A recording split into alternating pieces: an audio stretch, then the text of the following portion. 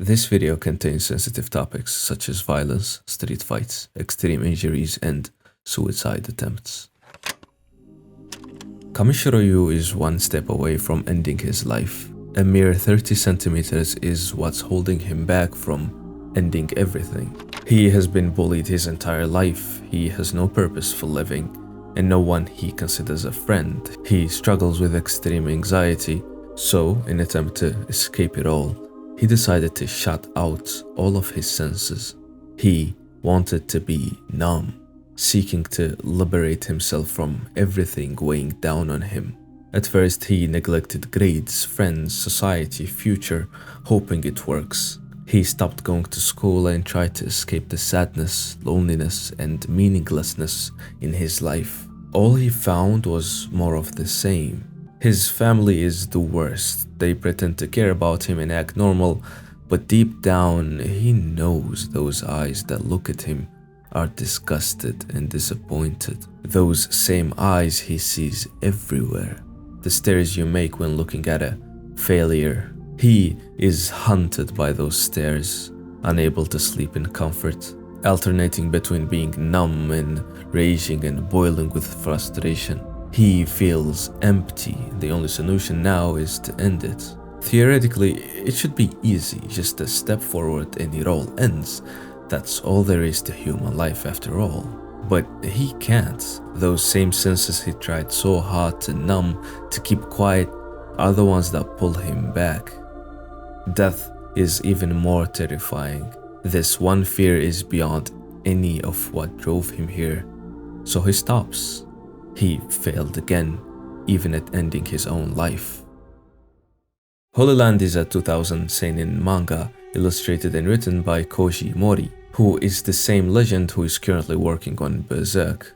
In fact, he was a close friend to the late Kentaro Miura. It is a manga about street fights, martial arts, and gangs. No, it is a manga about mental health, about young men who have nowhere to belong in a restless and dangerous world, each struggling with his own flaws in the world they live in. Japan in the 90s and early 2000s was not a very great place for younger people after long wars and decades of the country building itself up. A lot of political tension and civil unrest. Gangs were a common thing, ranging from street punks to high school thugs to the Yakuza themselves. The story of Holyland is about a teenager who finds himself in between those worlds, a kid with nowhere to go but the dangerous night. After his existential crisis and attempting to end his life, Yu comes up with an idea to seek strength, and being the nerd he is, he picks up a book about boxing and starts to practice a left jab. With nothing to do and a new acquired interest to the technique, he obsessively trains, in the form of throwing thousands of punches each day. With this much repetition and supplementing himself with push-ups, he develops decent speed and power. The next time he gets bullied, he musters up the courage to fight back. One punch, which he gets beaten after, but still that one moment he actually fought back for the first time in his life hit different. He didn't get what this sensation was, but he followed it. A few more basic techniques and more training, Yu started going out in the night purposefully. He put himself in a situation where he gets picked up on, only for him to unleash his punch. A new cycle that for some reason he found rewarding, so he continued to do it.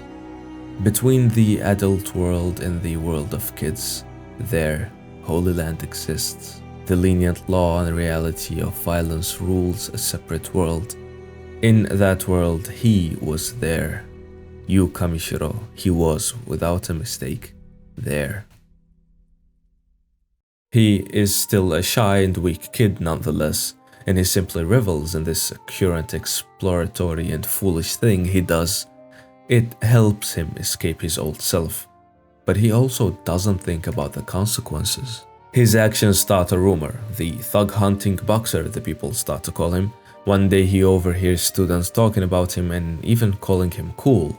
A new feeling creeps up, an uplifting high he's never felt before. His anxiety kicks in again, and he overthinks the whole concept, barely being able to talk to the one girl that shows any interest in talking to him. Another flaw of his.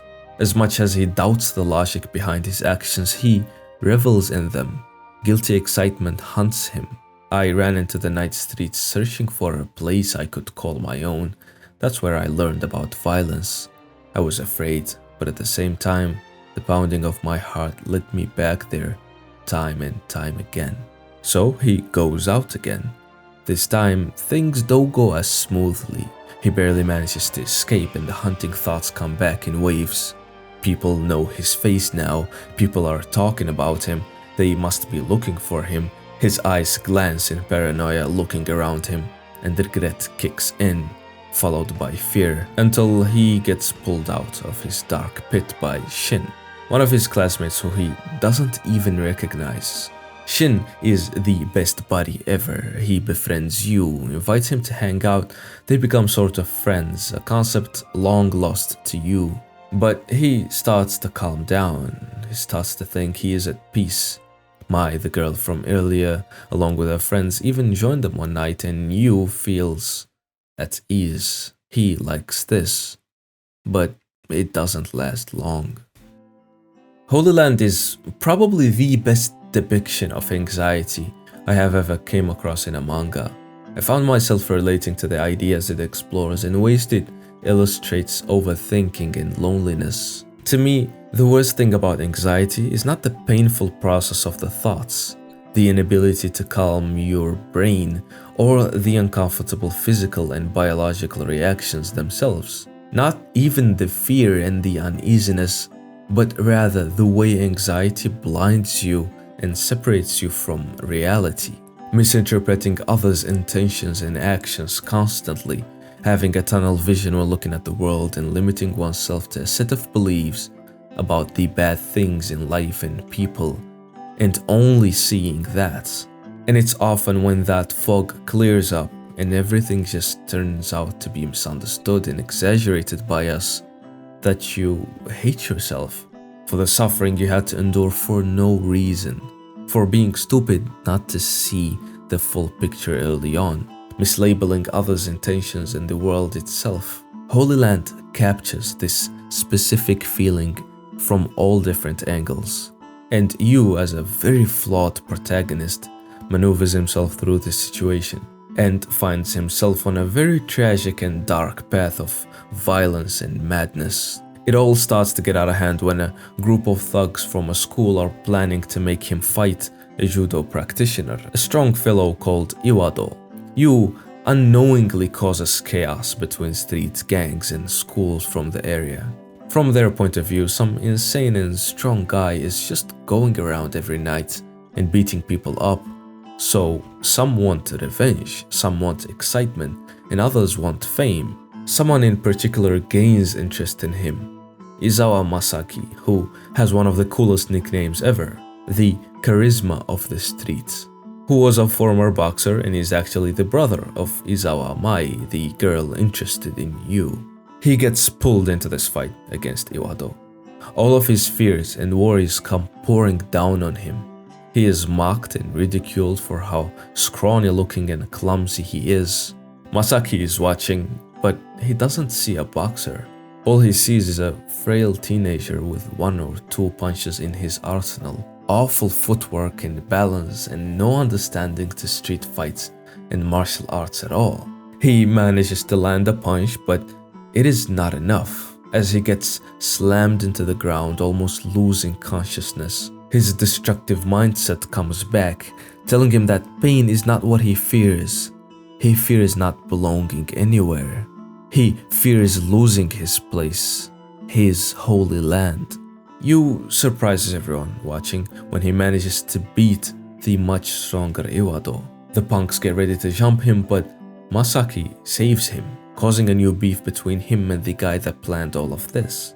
And that's when the two of them officially meet. Masaki is interested in Yu's perspective and growth, and Yu admires Masaki's strength and confidence. But unbeknownst to both of them, they are two sides of the same coin, and this meeting is the start of where their lives will intersect over the next months. Holyland is not just the psychological manga it is. The author is very knowledgeable and experienced in both martial arts and street fights, which are completely different things, and if you have dabbled in any of them to any extent, then you would know how different those two actually are. Street fighting is tricky and nasty. There are unique techniques and maneuvers that are not what is typical martial arts. There are no rules, and even skilled and experienced martial artists can be beat by thugs that simply know how to win in the street, and vice versa. The author loves to nerd out about these intricate details, and from simply reading the manga, you'll know many new things about both martial arts and street fights. He breaks down the fourth wall and addresses the reader directly, pulling you into what feels like a casual talk from his experience. I love martial arts manga and have read most of what is good out there, but till this day I have not read a more realistic and intricate manga that depicts martial arts and fighting to the extent that Holyland does, as it actively takes you through Yu's dark journey. But more importantly, he teaches you the danger of the street and how martial arts are not a tool for destruction, but rather used to protect, and how abusing them is bad, something most martial artists know by heart and understand subconsciously. Masaki is the biggest example of that. He is one of, if not the strongest people in the whole manga, but he never fights unless he absolutely has to. His experience taught him otherwise. At one point, he was just like you. He sees his younger self in him, his regrets, mistakes, and lowest points. Yu struggles, as he always did, with his decision to keep this facade going. Does he escape the Night City, or does he plant his foot where he is claiming he feels he belongs? What is all of this talk of Holyland? What even is that? Holyland is... It's the manga we're talking about? Holyland is Yu's sanctuary. It's the night. There is no high he has ever experienced more than when his fists explode on someone's face. He struggles to admit that he enjoys the violence, but he does. He relates it to his strength to overcome his adversity. It is both an expression of his desires and a tool to detach him from reality. A lot of people do use violence as escapism in real life. Many MMA fighters, for example, were street fighters and or have a violent, dark nature within them. Others, like this Redditor right here, simply loves to go out and fight people, purposely provoking them and endangering himself and hurting others. His situation is almost the same as you, except I think he's crazy. The loneliness and emptiness drove him to appreciate this. At least he feels alive when he is afraid, when he is excited, when he is hurting. He is at least alive. Yu chooses this over the isolation of his room and the stares that hunt him day and night. Just like people abuse drugs to numb themselves, we psychologically can be driven to actions as bizarre as this, as illogical. At least on the surface, chaos is better than nothing, because at least there is meaning in it. Yu goes on to learn new things. He even makes new friends. Ivado, which he just fought, and Masaki, who saved him, help push him to decide whether he wants to step back or walk forward, and he chooses the latter. Midorikawa Shogo is the next person that wants to go after Yu. Actually, he wants to fight Masaki, but thinks that Yu is his ally, so he targets him first. Shogo is a karate practitioner, a very skilled black belt who knows how to use it in the street as well. Yu gets driven into a corner, threatened and forced to fight. The thugs plan on beating him if he wins too, which Shogo rejects. His pride would not allow him. This is a one-on-one between the two. Yu does show up to the fight with new acquired techniques and a more confident self. To understand how antisocial his ass is, just look at how he practiced movement and footwork. He used the tiles from the train station for guidance, and the people walking around as practice dummies. With instructions from Masaki, Yu evolves. He and Shogo go at it, a crazy fight where Yu stands up and pushes through till the end. He ends up dislocating Shogo's arm. The sound and the realization of what he did falling heavy on him. The thugs attempt to lynch him. Masaki and Shin cannot help, only saved by the police who take him in. And it's in this quiet moment at the police station that Yu is hit with the reality of these streets. He is not alone. Every one of these people has worries and problems of their own. It is not only him who escapes to this Holyland. Everyone does. This subtle realization plants a seed that will only bear fruit later, but it is a start. The Yu of now is still too deep in the dark, too lost in his own pain and regrets, and it is now that the rain is falling on him, the same symbolism I used for his extreme anxiety and darkness, that the light shines again. Shin stands in front of the police station waiting for Yu, holding an umbrella to stop the rain and to stop the loneliness. Yu is no longer alone. Even Shogo is gained as a friend later on. He is chased down by his own gang members and he and Yu form an alliance.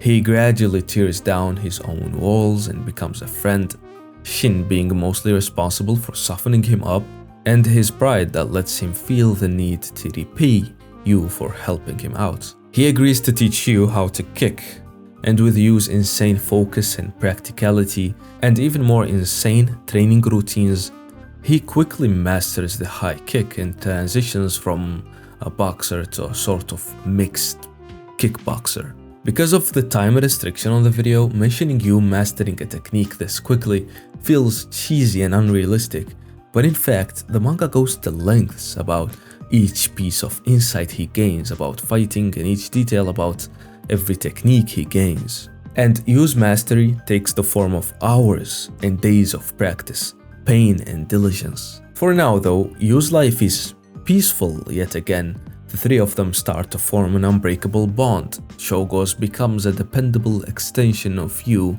and Shin stays as the light beacon in Yu's life, the person that unconditionally cares for him. He is not strong like the other two, but his brain and heart provide what punches and kicks cannot.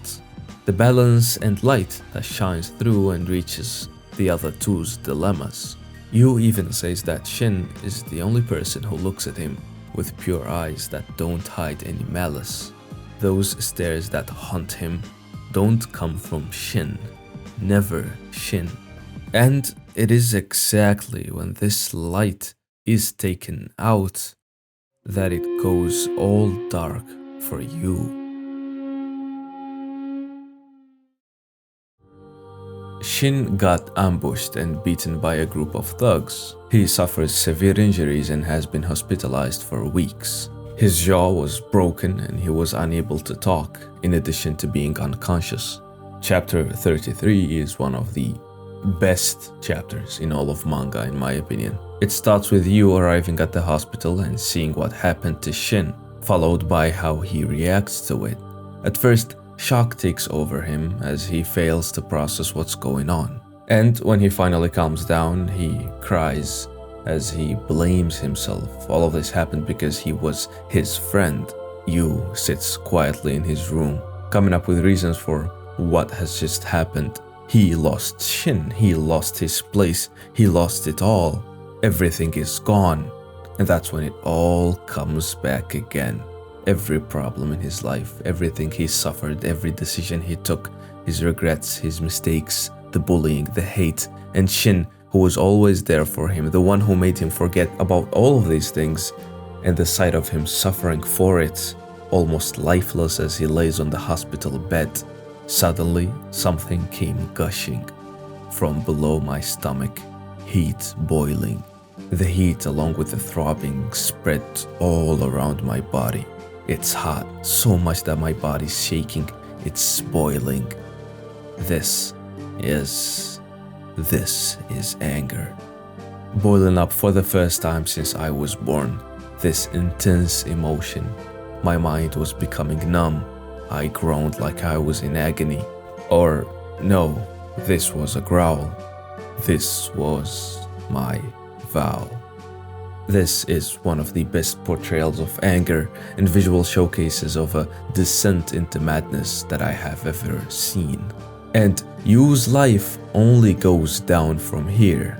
He blames Shogo and the two of them lose contact, the last bond he should have relied on, severed by his own blindness. Yu blames Shogo because Shin was waiting for him the night he got attacked, which is not exactly right. He even blames himself, thinking they are after him like all the others, but he is wrong. The man responsible for hurting Shin was a drug addict called Kato, who simply was looking for a victim to cause harm to. It has nothing to do with Yu's problems and the people looking for him. Yu is wrong. He always is. Anxiety does that to you, like I talked about earlier. It makes your vision limited, and blaming yourself and others becomes a natural response to stress. Shogo blames himself too. He goes alone and takes revenge for the people that beat Shin, only unfortunately he fights Kato, who is a well-built giant who fights dirty and abides to no laws. Martial arts will not work on him. Shogo is also taken out. When he and Yu should have stuck together, they didn't. Because of Yu blaming himself for what happened to Shin, he caused Shogo to go to fight and get taken out. Yu goes on a rampage hunting people associated with what happened to his friend.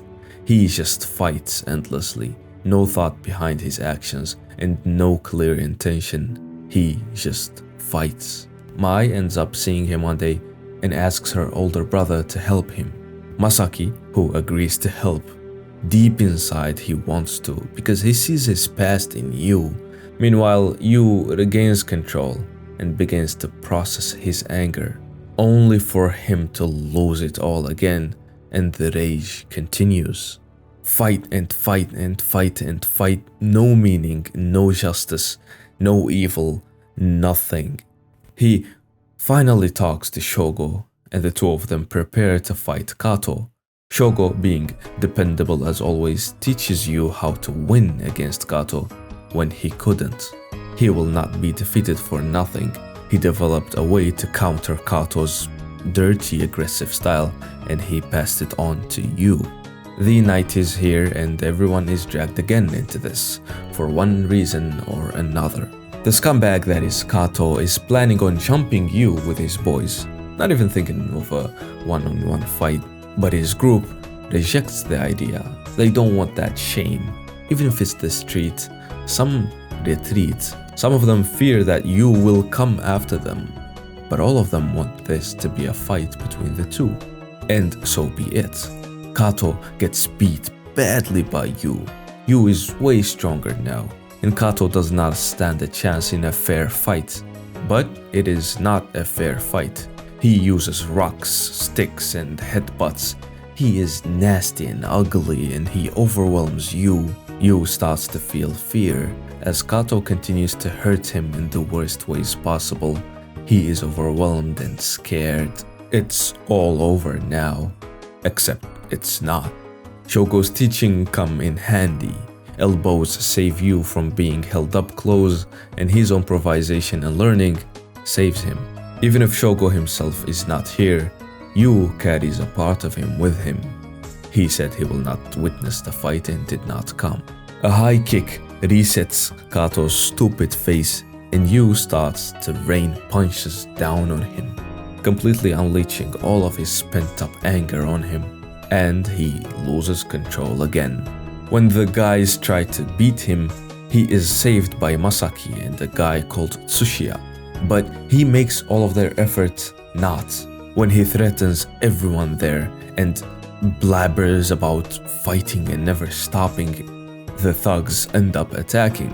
Masaki tries to defend him and the police arrive. They arrive too conveniently. Someone must have called them, and indeed someone did. Shogo was there the whole time. Yu is lost again. Even when Shin comes out of the hospital, even when Mai searches for him, or Shogo tries to help, no one can find him. No one can get to him, except for Masaki, who searches and searches until the two of them finally meet.